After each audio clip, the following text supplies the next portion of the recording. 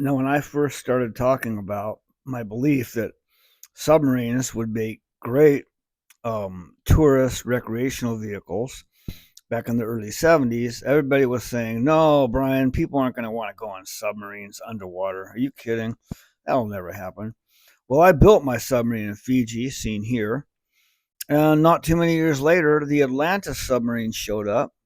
And today, the recreational tourist submarine industry is a multi-million dollar one. So, yeah, I was right on that one. And then when I invented my light chaser toy in 97, five different companies passed on it saying no one would buy it. But the sixth company that licensed it turned it into Disney's biggest selling toy. Between 80 and 100 million of these were sold. And likewise, when I began my rocket project in 1992, and I had this fervent belief that in the future, space would not belong to governments, but to private citizens and private corporations, everyone laughed at me and said, no, only governments are ever going to launch rockets into space.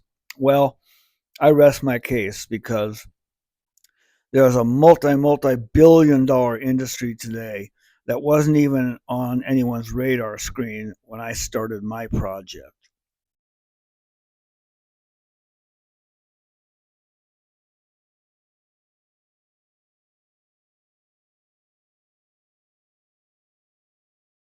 Okay, so let's say that you have an 11 o'clock luncheon in Bend, Oregon. You're in Portland. You need to be there in Bend by 11, let's say 11:40 to get to your meeting. So you arrive at the skyport at 11:15, and you have a no wait. So you board your little craft. It's loaded onto the launch rail. Now this will rotate until you're exactly aimed at your destination. The radar unit will make sure that the skies are clear between you and your destination. Once you're boarded, you're given the command that when the light goes from red to green, you hit the little button, and in 3 seconds, boom, you're launched. You're going 300 miles an hour within about 8 seconds, straight to your target. 22 minutes later, you splash down in the landing zone, and now you're here in Bend, and it only took you 22 minutes to get there from Portland. So, like I said, this is not aerodynamics, this is not aviation, this is ballistics, a totally different kind of science. Anyway, that's the plan. And of course, it's all solar powered.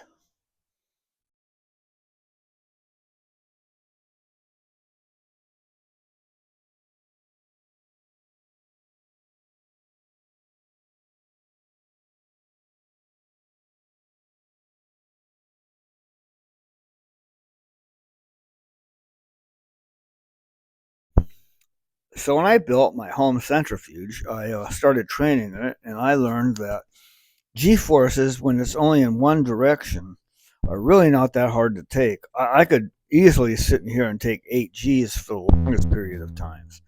But when you're on something like a roller coaster, you're going up, down, left, right. Just look up in the right hand corner at that G chart, at the different G's you're taking, positive G's, minus G's. This is what really can tear a person up. Now, when you look at a aircraft carrier, for instance, launching a fighter jet, here we have a 33,000 pound jet, and in 2.9 seconds, in only 225 feet, it is already going 170 miles an hour. So it's very feasible to think a 300-foot catapult could launch someone between 240, 250 miles an hour easily. That was the catapult I was going to use on my jet plane. Then there's the fact of controlling this thing. Okay. Now you look at your typical aircraft and you've got all these features. You've got the wings, the flaps, the ailerons, the elevator, the rudder, etc., etc. These are all things that can fail. But you see, on my vehicle, we're not going to have this.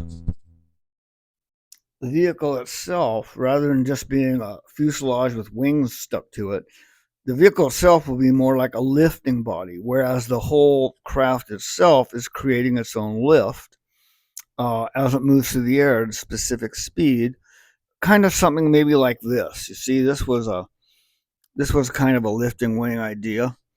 And once airborne, once it's traveling at its maximum speed or its cruise speed, it's only going to take a relatively small amount of energy to keep it going.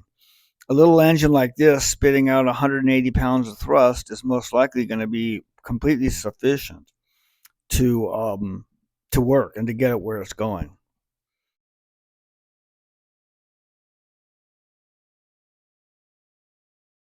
Now, if you've been paying much attention, you'll notice there are hundreds of companies spending tens, if not hundreds of millions of dollars to develop vertical flying machines, like the one I started working on in 2005, before motors and batteries of the type necessary to make these work were even available.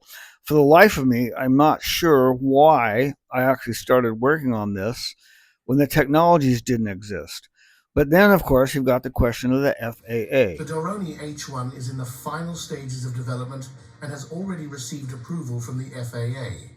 If you say that the aeromobile has an unattractive design, So, with all this time and money and research going into building these, they must be pretty confident that the FAA is going to allow these. So, my question is very simple. What do you think would be a bigger problem for the FAA to manage?